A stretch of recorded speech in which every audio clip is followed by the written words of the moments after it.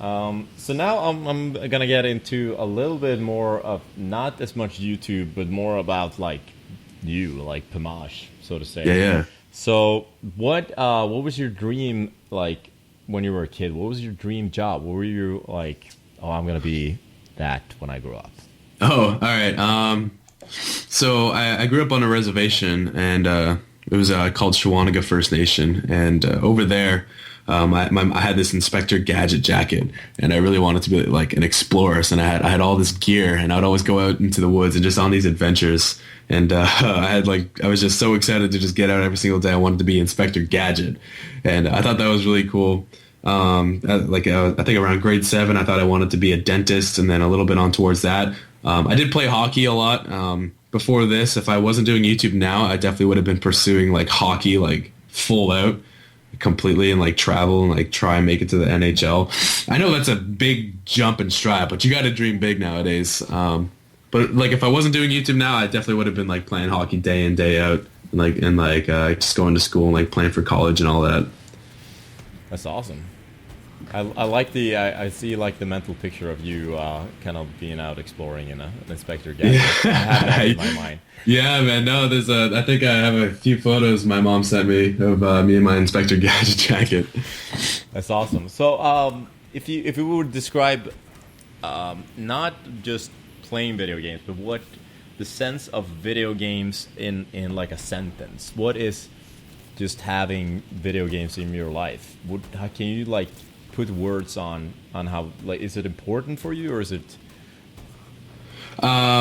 video games? It's definitely something to like relax the mind. It's to sort of kill time, to spare time after like a long day of whatever. Because before I even did YouTube, I worked at a marina, and I would just look forward to every day, just like getting on Xbox and just like, hanging out with some of the Xbox Live friends, or like some of my friends in my town, and just like playing like Grand Theft Auto or something like that, messing around, or like Halo 3 sniper battles, or like Halo 3 duck hunt and all that. Like that's what I'll come home for after a long day at work. And it's definitely something to relax the mind. It's definitely changed a lot. I'm sure you can agree with me. Before like YouTube was ever into play, and you would get on every single day, like just to make content, like, just do the normal thing.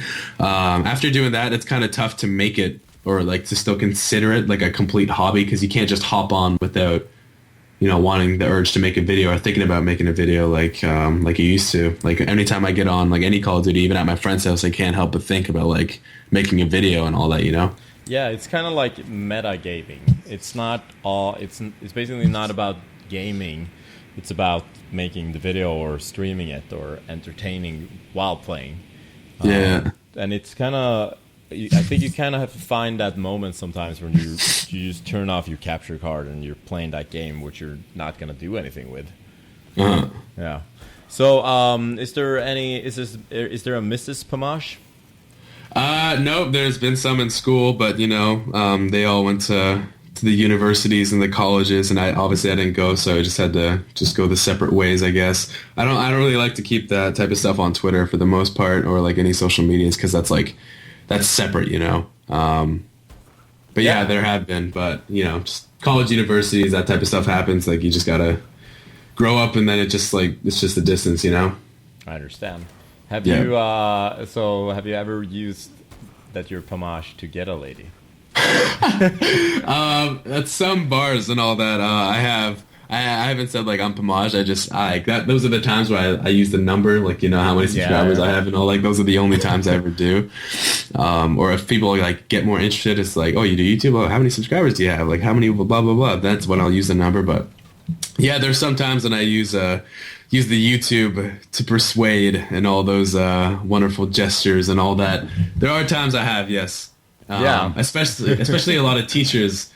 I needed to pick up my brother's transcripts from school, and then and this was after I graduated, and I went back there, and all the teachers were like, "Oh my God! So now, what are you doing now?" Like they're all interested. Like before, they didn't really want to give me a lot of credit, because there's still teachers that had to like have this image. But afterwards, that's after I came back, after I graduated, when school was back on, they were like asking me like so many questions. They actually wanted me to do like a assembly, like to the students and all that, and tell them like what I do and like how things are changing, like with technology and like entertainment, like YouTube and the internet and all that, how you can actually make a living on this stuff. And it's definitely changed, that's for sure.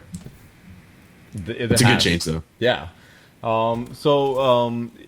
This is gonna get a little. This is probably the darkest question I have. All right. So what is your biggest fear?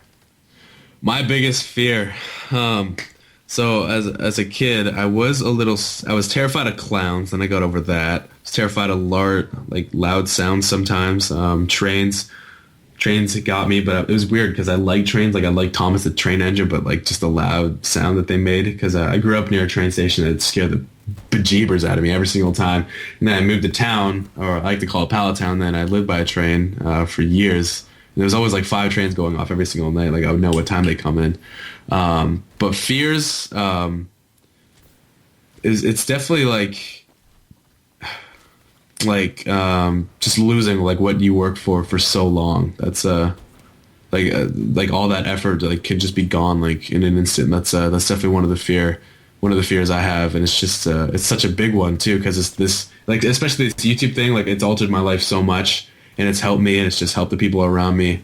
And if I were to ever lose it, I wouldn't know what to do completely. I'd probably just have to go along like with it, like everyone else, and just like, you know, go to school and all that. But you know, it's the fear of losing something that you've worked for years on end is something I'd greatly fear. That's for sure. Understandable. I think it's something that a lot of people probably live with, even though it's even if it's not YouTubing, it's, you know, other careers, or it can be their job. You know, like one day like they just get fired. Yeah, that's a good point. Exactly. Do you have an inspiration outside of YouTubers that you kind of look towards? I don't know, entertainment wise. Let's see. It's got to be Neil Patrick Harris. That guy is the goddamn man. He is one talented man. Have you seen his Tony Awards 2013? Yes, I have. Yeah. Oh, his opening act is incredible. Like this guy, like he's singing, he's dancing, he's doing like all these like tricks, and he's like hosting a show at the exact same time, being an entertainer, like that type of talent. Like I really appreciate, and like it's pretty inspirational to see someone like be able to do all that type of stuff. Artists, that's for sure. Like any type of artist out there, like they really inspire me, because it's just like these guys. It's like people can like any like comment you see on a music thing. It's like, oh, this sounds like shit or whatever.